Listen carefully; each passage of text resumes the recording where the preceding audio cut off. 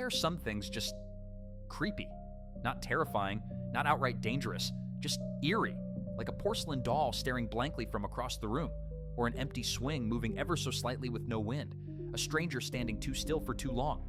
It doesn't make you scream, but it makes your skin crawl. It's not fear, not quite, it's something murkier, a sense that something is off, but you can't explain why.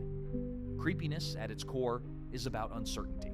Our brains are designed to scan for patterns and make quick decisions, safe or dangerous, friend or foe. But when something doesn't clearly fit into a category, it lingers in that uncomfortable middle ground. It's not overtly harmful, but it's also not harmless. It's ambiguous. And ambiguity, especially in social or physical environments, is one of the main triggers of the creepy feeling. Your brain doesn't panic, but it doesn't relax either. It stays alert, just in case. Consider clowns. They're meant to be joyful, silly figures, but many people find them deeply unsettling. Why? Their exaggerated features and makeup hide their real expressions. Their painted-on smiles don't change, even if their mood does. We depend on subtle facial cues to understand people. Micro-expressions, eye movement, lip tension. With clowns, those cues are blocked or distorted.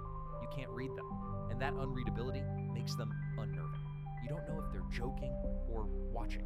This effect intensifies when we enter the uncanny valley, the space where something looks almost human, but not quite.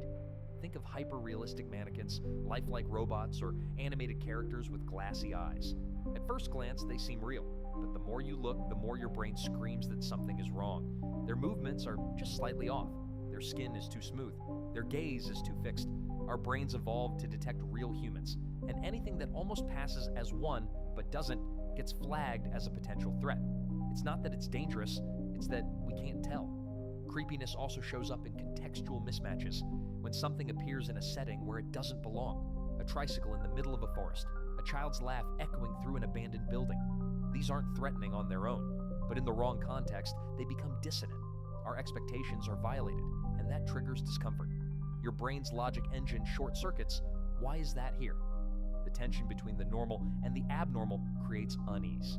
Another source of creepiness is pattern disruption. Our brains thrive on order and predictability. We love symmetry, rhythm, repetition. But when a pattern is broken, slightly and without explanation, it catches us off guard.